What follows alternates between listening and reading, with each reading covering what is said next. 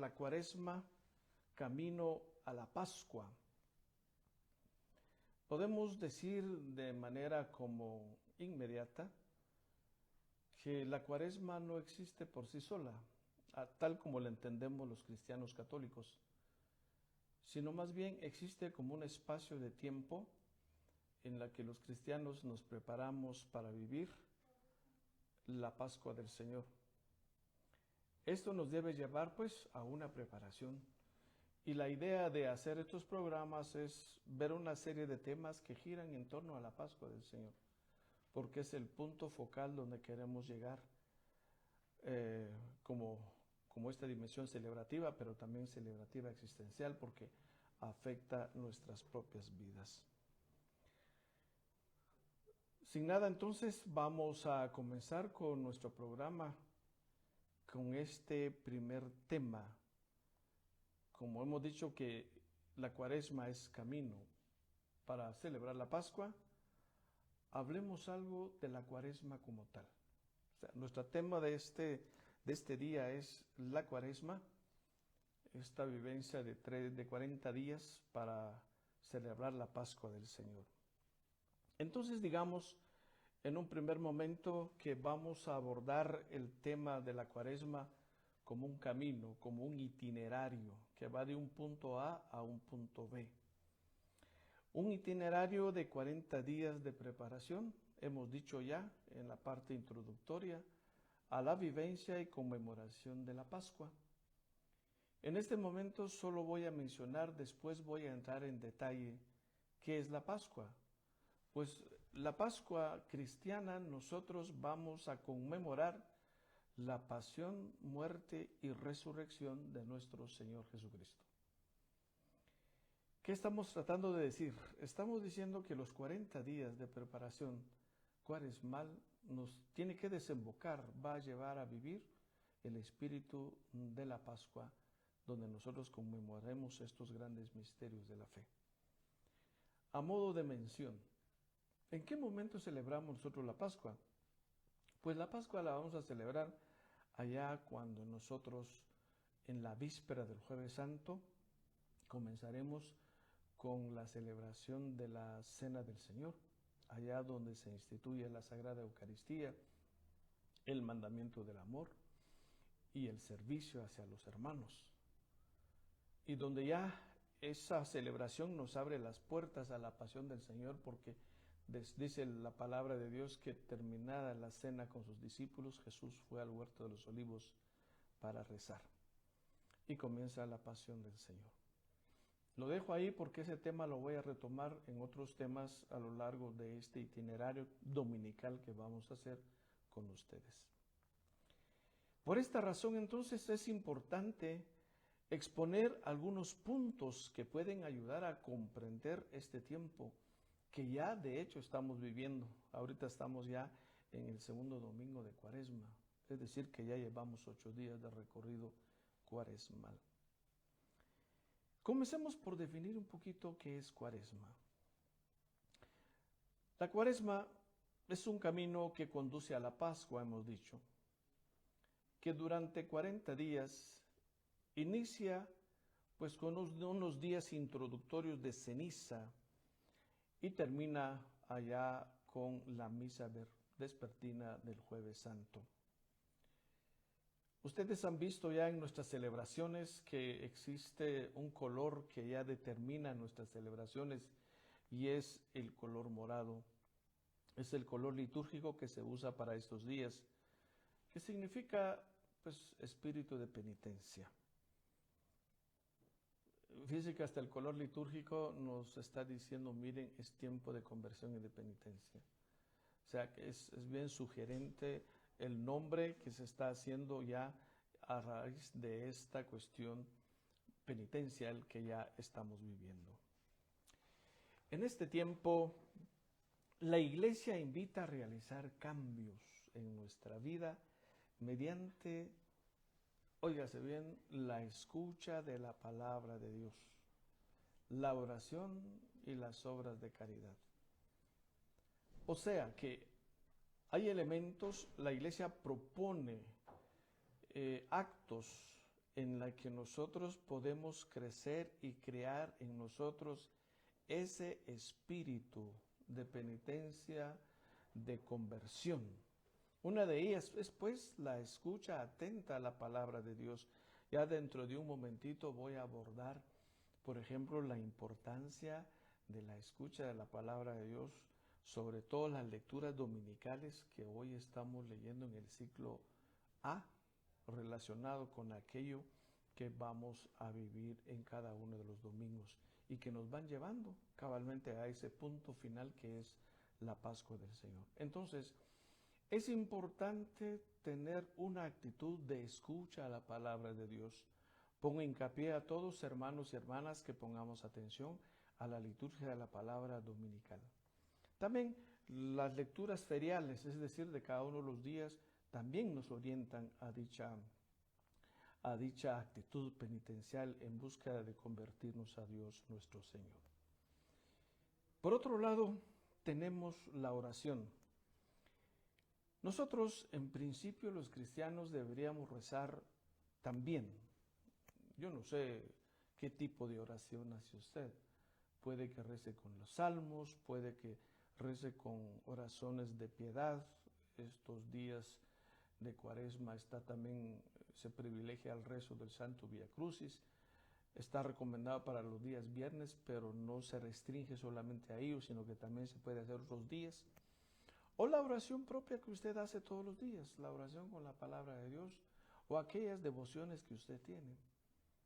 Creo que también esta parte de la vida orante de la persona debe llevarnos y conducirnos a caminar juntos, tratar de buscar entrar siempre en esta línea penitencial, junto a la escucha de la palabra y la oración, nos deben encaminar hacia esa vía que estamos tratando de buscar, hacer un camino cuaresmal auténtica en vistas a nuestra conversión. Hay otro elemento que ya habíamos mencionado allá que es de vital importancia y no le debemos olvidar, y son las obras de caridad, que se concretiza o se hace vital en la ayuda del hermano, en la ayuda del necesitado, o la acción que nosotros debemos de tener por aquellos hermanos nuestros que debemos actuar en caridad.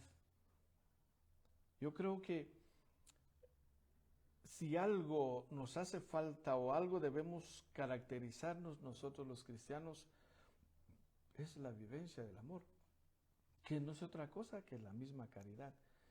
Y el amor no es una expresión bonita, una palabra así chula, ¿verdad? En realidad no lo es. El amor se concretiza en hechos. Hay un dicho que decimos los chapines: amores son hechos y no buenas intenciones. O sea, el amor se concretiza en obras. Entonces, pues, este itinerario hacia la Pascua del Señor y el espíritu de la Cuaresma nos van a ayudar mucho la escucha atenta de la palabra de Dios, el espíritu de oración y, por qué no decirlo, las obras de caridad. También nos invita a retomar las actitudes que nos acercan más a Jesucristo y de las que el pecado muchas veces nos apartan. El domingo de hace 8 días veíamos las tentaciones de Jesús en el desierto, cómo el mal tiente a Jesús en hacer algo espectacular, tocando tal vez puntos en donde la persona humana tiene necesidad. En el caso de Jesús le pide que de manera protagonista convierta aquellas piedras en pan, pero eso no es el camino de Jesús. También Jesús le responde al diablo en ese sentido y le dice: no solo de pan vive el hombre, sino que de toda palabra que sale de la boca de Dios. Entonces, la Cuaresma, pues, nos debe llevar a convertirnos del pecado. Por eso, la Cuaresma es propicia para la conversión, para el perdón, pedir perdón o perdonar. Aquí es una doble dimensión. Por un lado con Dios y para con los hermanos. Esto es fundamental, hermanos y hermanas, porque Nosotros, hombres y mujeres, necesitamos de constante conversión. Y muchas veces la conversión se nos pide porque estamos, por ejemplo, enemistados. De ahí que hablo del tema del perdón. Y yo creo que el perdón tiene esa doble dimensión. Primero, saber pedir perdón si yo he ofendido a alguien, o saber perdonar si el ofensor viene a mí arrepentido a pedirme perdón. Pero al mismo tiempo, esa conversión, ese perdonar, también debe llevarnos a pedirle perdón a Dios y a los hermanos. Y la mejor manera de hacer esto, hermanos y hermanas, es a nivel sacramental. Y aquí quiero exhortarles a cada uno de ustedes en nuestras parroquias de la Arquidiócesis de los Altos, y entiendo que otros hermanos de otras diócesis procuren espacios de la confesión. Yo creo que es un momento oportuno también poder reconciliarnos sacramentalmente con Dios para que sean perdonados nuestras faltas y meternos en la dinámica de la penitencia, pero al mismo tiempo de la conversión. Si Dios nos perdona, también nosotros debemos perdonar al hermano. Es decir, que el perdón es con Dios y con los hermanos, que es otro elemento que está ahí y que la Cuaresma nos proporciona junto con la conversión. También está el tema del perdón. Solo así entonces seremos capaces de ir expulsando poco a poco el odio, el rencor, la envidia y los celos que muchas veces, que son situaciones de pecado, están allá en nuestras propias vidas, y que al final pues debemos accionar para que este tipo de cosas no avancen y no nos agarren en la propia vida, pues llamémosle así, sumergidos en el pecado, sino más bien buscar la gracia de Dios. Es tiempo pues, hermanos y hermanas, para acercarse al sacramento de la reconciliación sacramental. Hagámonos una pregunta: ¿por qué 40 días? ¿Por qué no 50? ¿Por qué no 30? ¿Por qué no una semana? La duración de la Cuaresma está basado en un simbolismo del número 40, ya sea 40 días, 40 años.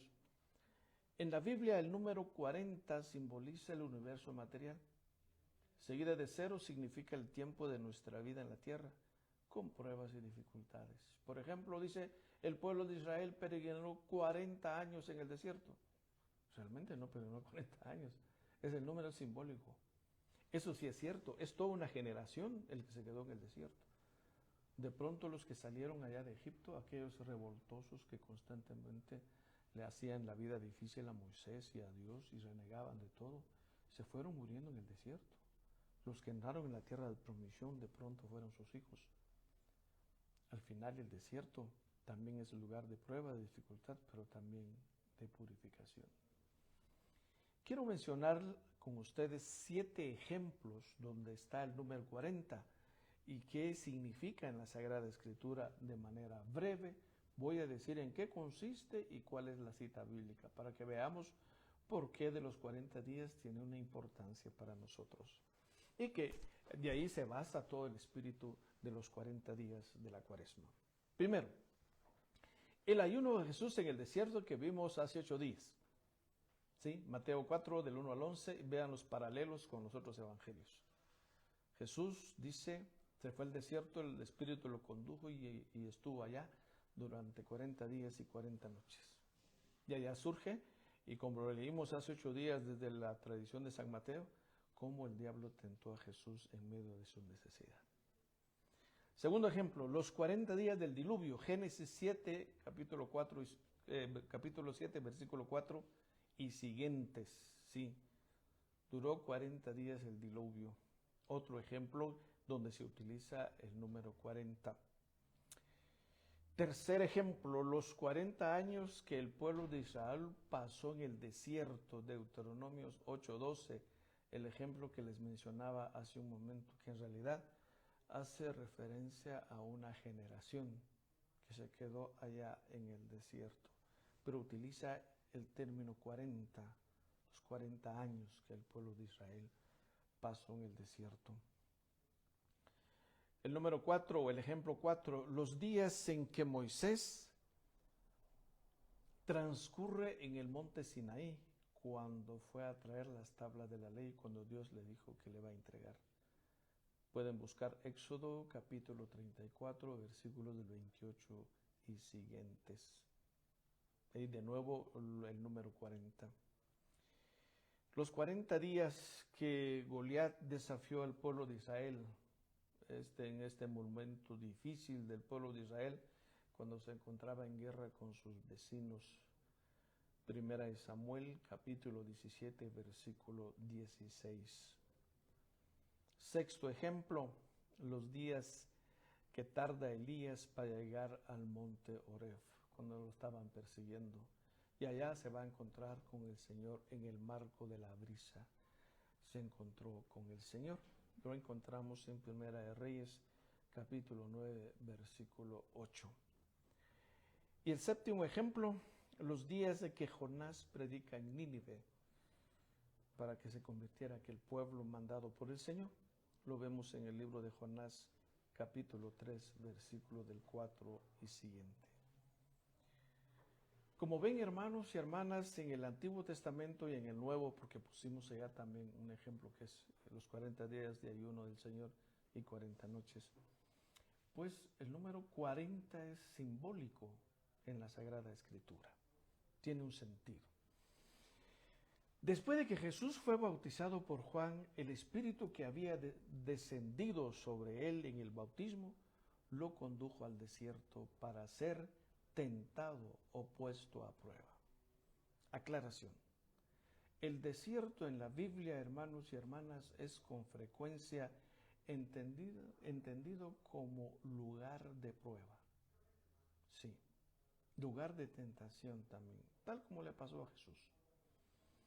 El permanecer 40 días Jesús en el desierto tiene un paralelismo pues con los 40 días y 40 noches que pasó Moisés en la cima de la montaña, sin tomar aliento ni beber. Éxodo 34, 28 y siguientes. También hay una clara alusión a los 40 años donde el pueblo de Israel se quedó dando vueltas en el desierto antes de llegar a la tierra prometida. Como ven, entonces hay razones del por qué la iglesia adoptó los 40 días de preparación a la Pascua. Recordemos que nuestro tema va caminando por ahí. Algunos datos históricos como tercer punto. La práctica cuaresmal inicia ya, esto no vino así como lo tenemos ahora, hermanos y hermanas, sino que la vida celebrativa de la iglesia poco a poco se fue construyendo.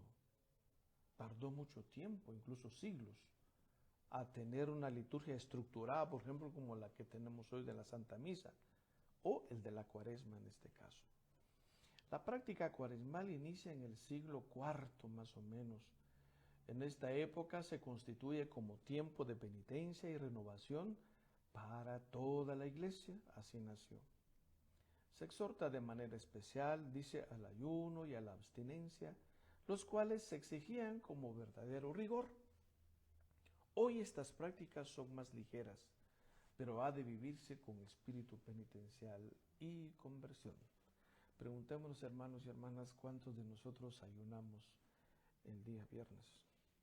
¿O cuántos hemos hecho el sacrificio de rifar algo por el otro?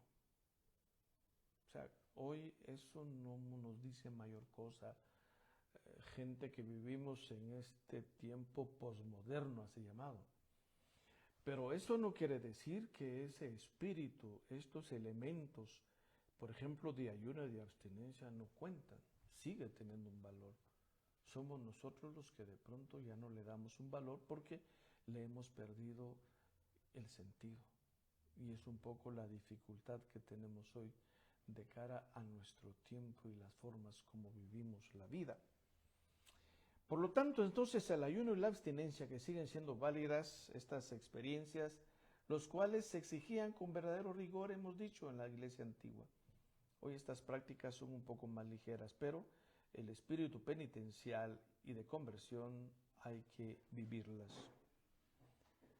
En la iglesia primitiva variaba la duración, pero normalmente comenzaba con 6 semanas antes de la Pascua. Y así se fue evolucionando hasta llegar más o menos al siglo VII. Se agregaron 4 días antes del primer domingo de Cuaresma, estableciendo así los 40 días de ayuno, para imitar el ayuno de Cristo en el desierto. Y yo creo, hermanos y hermanas, con que imitemos a Cristo en su experiencia en el desierto, creo que es un momento y un punto focal en la que nosotros podemos hacer un camino cuaresmal, pues en penitencia, en conversión y en un espíritu de renuncia al pecado. Vamos a hacer un momentito de silencio en este momento, dejando un canto que a mí me gusta muchísimo, que es el canto de la cruz. Es la victoria de la cruz, donde Jesús va a morir, que de ser un signo maldito pasa a ser un signo bendito, y tan así que nosotros hacemos la señal de la cruz, porque significa para nosotros que somos cristianos y somos seguidores también de la cruz del Señor. Escuchemos.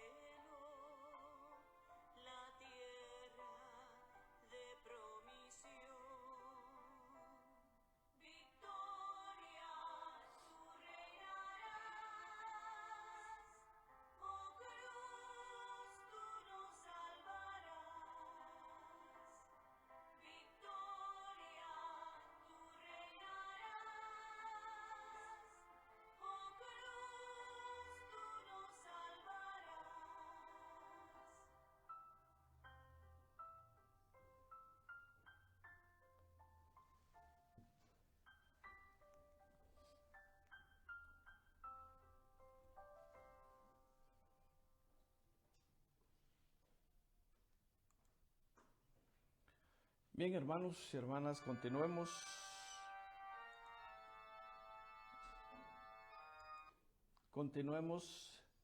Perdón por la interferencia. No es radio pirata, sino que se me fue el link por ahí. Bien, vamos con la cuarta idea. Elementos que influyeron para que la Cuaresma se estableciera como lo tenemos. La Cuaresma es el resultado de un largo proceso de construcción en el que influyeron principalmente 3 motivos. Veamos el primer motivo: la preparación de los catecúmenos a los sacramentos de iniciación cristiana. ¿Quiénes son ellos? Pues muchos seguramente ya lo sabrán, pero los catecúmenos son las personas mayores o familias que abrazaron la fe. Se les preparaba por mucho tiempo y recibían los sacramentos de iniciación cristiana en la noche pascual. Yo aquí en la parroquia tengo aproximadamente 16 catecúmenos. Cabalmente en la misa de 5 ellos hacen el proceso de ir recibiendo ya por partes el sacramento del bautismo, para que en la noche santa se complementen dicho bautismo, y con ello, junto con el otro sacramento que es bautismal, la confirmación, y después la participación en la Sagrada Eucaristía, o la primera comunión, como le llamamos nosotros. A los inicios de la vida de la iglesia se dio mucho esto, porque mucha gente mayor se convertía. Entonces hubo la necesidad de establecer un tiempo de camino y de preparación para ellos. Esto es interesante, hermanos y hermanas, porque si nos damos cuenta, desde el inicio de nuestra iglesia, la vida cristiana era bien exigente, bien exigente. El otro elemento, la penitencia pública. En aquellos tiempos se dio lo que es la confesión pública de los pecados.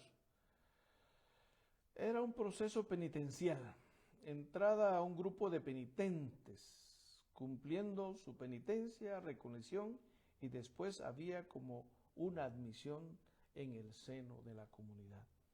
Este era otro elemento que estaba ya a la base para poder como tener en cuenta y concretar este espíritu de conversión, de penitencia y de arrepentimiento para lo que después va a ser la Cuaresma. Solo recuerdo, por favor, no es la Cuaresma en sí, sino que es el tiempo que nos lleva a la preparación de la Pascua. Después vamos a ver de pronto si nos queda espacio y si este programa puede seguir, podemos ver elementos que pueden salir de la Pascua del Señor. Por ejemplo, los sacramentos. Todos los sacramentos cristianos nacen a la luz de la Pascua del Señor. Otro fruto de la Pascua es el don del Espíritu Santo, que nosotros lo celebramos 50 días después de Pentecostés. Pero bueno, entonces hay dos elementos allá. Uno son los catecúmenos, dos, la penitencia pública. Entonces, tercer elemento, la participación de la comunidad cristiana en estos dos anteriores, hacían que se prepararan para la Pascua. Entonces favoreció también que existiera este tiempo de Cuaresma. Estas prácticas de nuestra iglesia, hermanos y hermanas, influyeron para que se formara la Cuaresma como lo conocemos. Todo fue un proceso hasta que fue tomando forma tal como lo tenemos ahora. Pasemos a un segundo momento. Normas de ayuno y abstinencia. ¿Por qué se da esto en Cuaresma? ¿Por qué se nos pide? Hemos dicho que está en vistas de crear en nosotros el ambiente de penitencia, de reconciliación y nos movamos mejor en el espíritu de la gracia que se da. San Pablo allá en la noche, de hecho en el día de ceniza nos decía en la segunda lectura, no echemos la gracia de Dios en sacos rotos. ¿Sí? Bien, veamos, ¿en qué consiste? La abstinencia de los alimentos que para cada uno significa especial agrado es una de las normas, sí, pero la iglesia recomienda no comer carne, por ejemplo, los días viernes, miércoles de ceniza y obviamente el Viernes Santo. Pero resulta que comemos otra cosa y comemos más de la cuenta. Entonces no, está bien la abstinencia de la carne, pero creo que existen otras cosas en las que nosotros podemos, llamémosle así, optar. Hay alguno de los profetas que va a decir que el ayuno que yo quiero no es tanto aparentar cosas y poner cara triste, sino más bien el ayuno que yo quiero, dice, es que le des de comer al pobre, que vayas a visitar al enfermo, que vistas al desnudo. Quizá el espíritu allá de la lectura del Evangelio de San Mateo, capítulo 25, que Dios nos pide como ayuno. Entonces, la abstinencia y el alimento para que cada uno tenga especial agrado, pues bueno es tenerse para experimentar uno también eso como de aplacar un poquito el cuerpo, porque el cuerpo es fregado, hermanos y hermanas, tiene sus gustos y nos domina a veces, llegando a gustos peores, por ejemplo, todo aquello que tiene que ver con el placer. El otro elemento, que ¿en qué consiste el ayuno o la abstinencia? Pues también consiste en una obra especial de caridad o de piedad. Esto se conecta muy bien con lo que dijimos al inicio de esta catequesis, incrementar un poco más nuestra vida de oración. Y la vida de oración seguro que nos conduce a la presencia del Padre, a establecer ese vínculo existencial con Dios nuestro Señor, seguro que sí. Entonces, es propicio pues para el ayuno y la abstinencia hacer pues estas obras de caridad o de piedad. Otro elemento, sacrificios significativos y voluntarios. Usted puede hacer algo que usted sepa. Por ejemplo, si usted es muy dado a transmitir noticias, procure no hacerlo. Ya sabe qué le estoy diciendo, ¿verdad? Por ejemplo, ser buena comunicadora o buen comunicador. No lo haga. Yo creo que es bueno abstenernos de esas cosas. Eso le va a ayudar a usted a no cometer pecado y también le va a ayudar a usted a no ofender al hermano, por ejemplo. Entonces, esos son sacrificios significativos y voluntarios que usted se puede tener. O compartir algo con algún necesitado, que solo usted lo sabe, por cierto. Que tu mano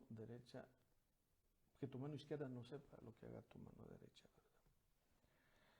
Por otro lado, de pronto conviene leer Isaías 58 del 1 al 9, lo que les decía hace un momento. El ayuno que propone el profeta es un ayuno, existencial, que no descarta lo que la tradición de la iglesia pide. Y esto, hermanos y hermanas, sí que es necesario e importante y fundamental que lo tengamos presente. Son, digámoslo así, son elementos, son actos de piedad que la iglesia nos propone para estos días, que buscan, óigase bien, nuestra propia santificación, nuestra propia conversión y nuestra propia salvación.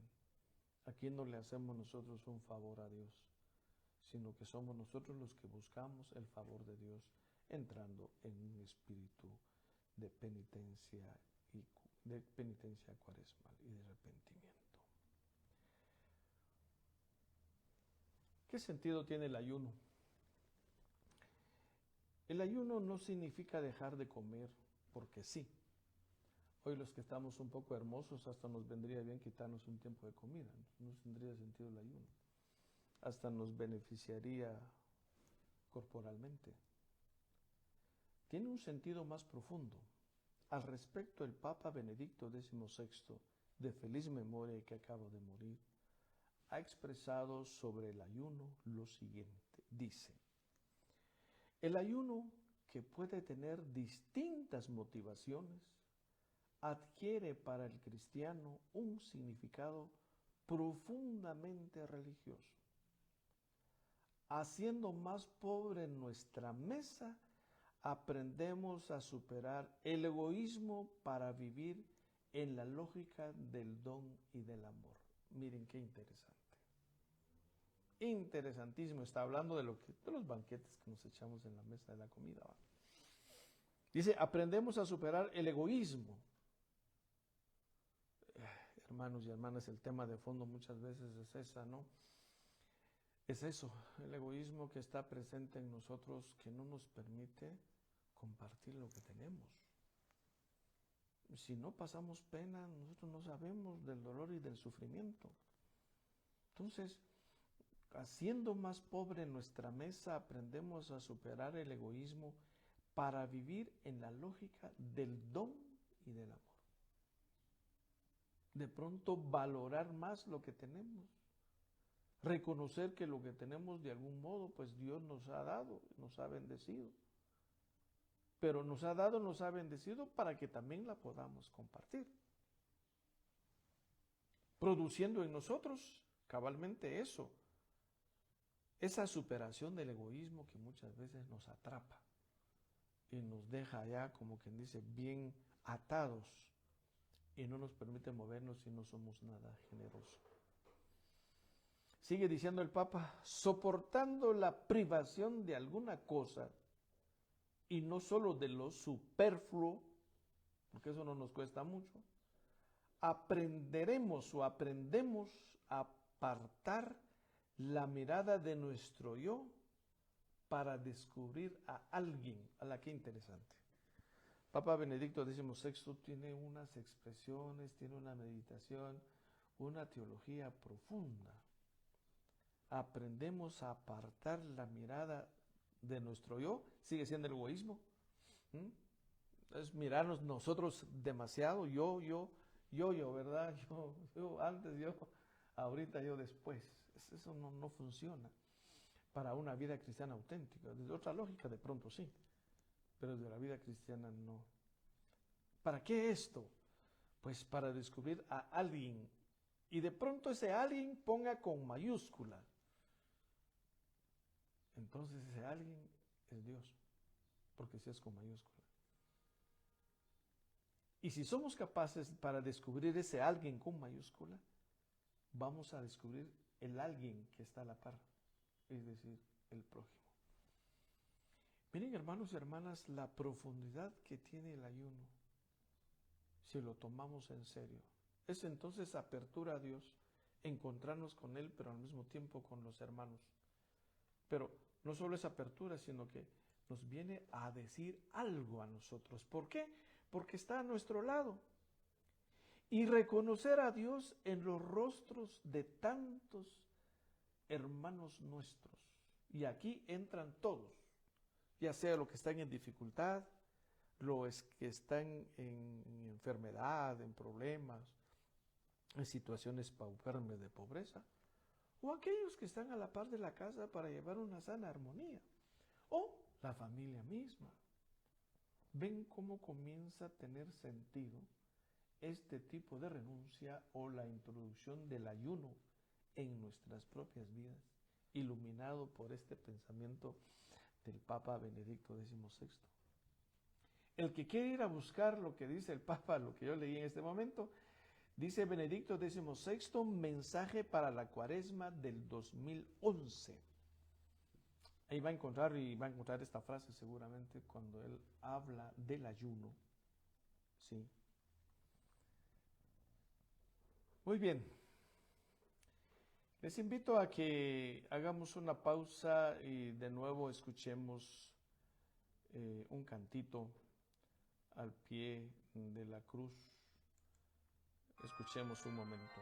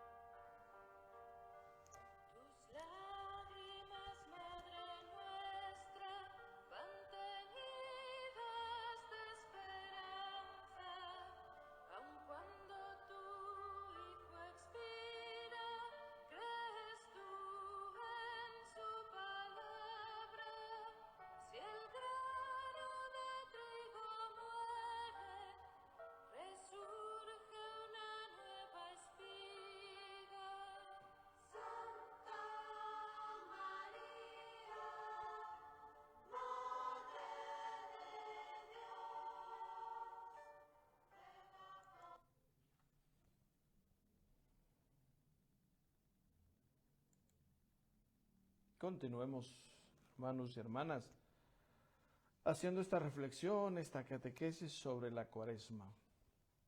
Ahora voy a mencionar un séptimo punto que está relacionado con los domingos de Cuaresma. Entiendo que ya pasó un domingo y este ya está pasando, pero bueno, como la catequesis es para la vida, supongo que nos va a servir también a nosotros. Bien, durante los 5 domingos de Cuaresma, la temática del Evangelio cambia según el ciclo de los 3 años, tomando diferentes acentos. El ciclo A tiene lo suyo, el ciclo B tiene lo suyo y el ciclo C. Pero no se apartan de ese espíritu de preparación a la Pascua. Son caminos distintos, digamos, pero que llegan al mismo punto. Veamos el ciclo A, es decir, este año 2023. Hace 8 días, del primer domingo de Cuaresma, leímos el Evangelio de las tentaciones de Jesús en el desierto. Lo encontramos allá en el Evangelio de San Mateo, capítulo 4, versículos del 1 al 11. Eso marcó mucho ya el itinerario cuaresmal que nosotros debemos seguir. Es decir, ¿seguimos a Eva que pecó o a Jesús que venció las tentaciones en el desierto? Este segundo domingo de Cuaresma, sea el domingo de hoy que todavía estamos viviendo y que muchos irán a misa todavía, y para quienes ya fueron seguramente han escuchado que se nos narró o se proclamó aquel relato de la transfiguración de nuestro Señor Jesucristo en la montaña. No dice qué montaña es, dice en la montaña que se llevó consigo a Pedro, Santiago y Juan, se fueron a hacer aquella experiencia con el Señor. Este texto, hermanos y hermanas, es bellísimo porque Jesús se da a conocer a sus discípulos haciéndoles ver la gloria. Dice, Él sale hablando con Moisés y Elías, pero el protagonista es Él, no es Moisés y Elías, sino que es Él el que resplandece su rostro y sus vestiduras blancas. Entonces, sale un punto allá que llama mucho la atención, tan fuerte fue aquella experiencia que Pedro no se percató y dijo algo, Señor, qué bien se está aquí, ¿por qué no hacemos una choza para ti? Una para Moisés y otra para Elías. Y allá, hermanos y hermanas, nuestro queridísimo Pedro, el primer papa, pues se confundió.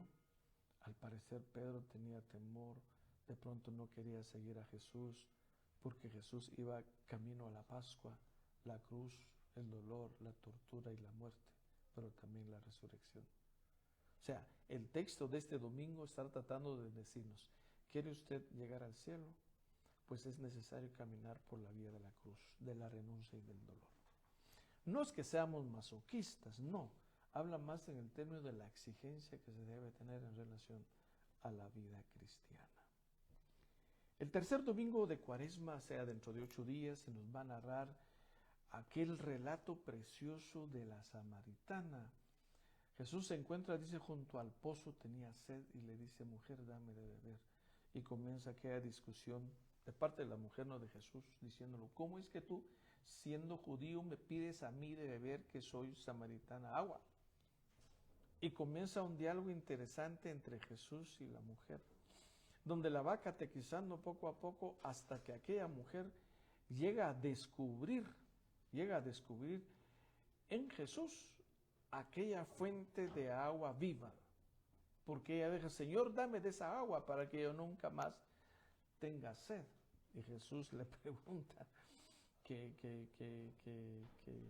sobre la relación con su esposo. Dice, no tengo.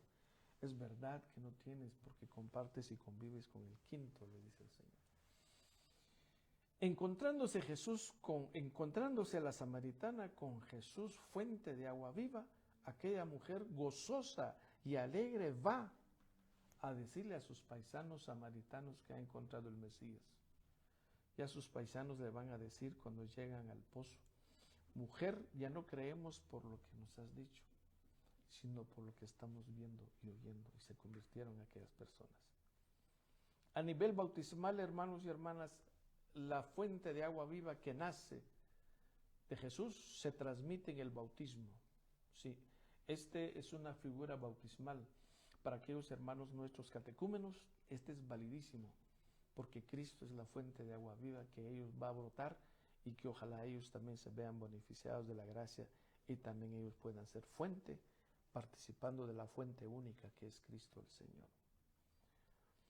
El cuarto domingo de Cuaresma se va a leer el ciego de nacimiento, que el hombre que no ve, pero que comienza a ver allá en el Evangelio de San Juan capítulo 3, versículos del 14 al 21. Esto tiene mucho que ver, hermanos y hermanas, con nuestro proceso de bautizados que vamos a renovar nuestras promesas bautismales.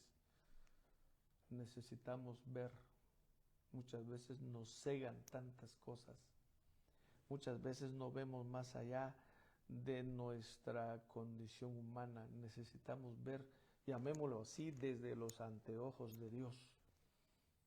Por eso hay necesidad de que Dios nos abra la vista de nuevo. Porque viendo y no ven, dice el Evangelio, y eso nos pasa a nosotros. Pongamos atención en ese Evangelio del ciego del nacimiento y van a ver cómo nosotros estamos invitados a ver cómo Jesús vio. Y como bautizados prestos para hacer la renovación de las promesas bautismales, debemos nosotros ver cómo Cristo ve las cosas y desde ese prisma mirar toda la realidad y la vida. El quinto domingo de Cuaresma va a tener relación con unos actos que hizo Jesús de mucha trascendencia. Nos referimos a un hecho y es la resurrección de Lázaro, que lo encontramos allá en el Evangelio de San Juan capítulo 12, versículo del 20 al 23. Esta es una de las razones donde los judíos le temieron a Jesús, porque resulta que Jesús resucita muertos.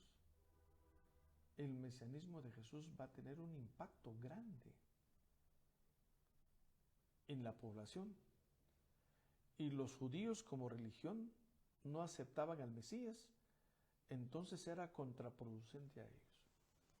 Esto va a ser uno de los factores de que van a tener miedo porque van a pensar que Jesús realmente es el Mesías, pero el Mesías que va a venir a causar una revolución incluso de cara al poder romano, en donde le van a poner el ojo a Jesús. Pero en realidad Jesús no estaba buscando un mesianismo de este tipo. El mesianismo de Jesús era otra cosa. Bueno, ¿cuál sería el tema teológico de esto, hermanos y hermanas? Pues la Pascua, el itinerario cristiano, el bautismo nos debe llevar Dios mediante a la resurrección futura con el Señor. Por lo tanto, el espíritu de la Pascua está ahí bien metido. Porque la Pascua es pasión, muerte, pero también resurrección. Y ahorita viene a mi mente el texto de allá de la carta a los romanos que se lee en la noche santa, la epístola de San Pablo, capítulo 6. Por el bautismo todos fuimos sepultados en Cristo el Señor, pero también resucitamos en su gloriosa resurrección. O sea, si se dan cuenta, hermanos y hermanas, las lecturas de los domingos de Cuaresma van haciendo también un itinerario, nos van como poniendo allá la pauta por donde debemos caminar los cristianos y llegar seguros a la Pascua del Señor. Bien, hemos dicho que una de las condiciones para hacer la vida cuaresmal es también escuchar la palabra de Dios, y aquí la tenemos. Mínimo los domingos nos orientan de nuevo a que busquemos y hagamos ese camino pues de escucha de la palabra de Dios. Octava idea, con esto casi voy terminando. Dejarnos guiar por la palabra de Dios, hermanos y hermanas, para emprender seriamente el camino hacia la Pascua y prepararnos a celebrar la resurrección del Señor, hemos de dejarnos guiar por la palabra de Dios.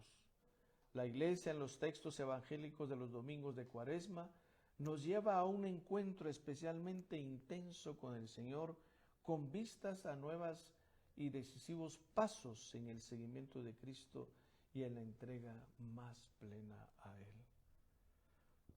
Yo creo, hermanos y hermanas, que debemos poner mucha atención a la palabra del Señor que se proclama estos días.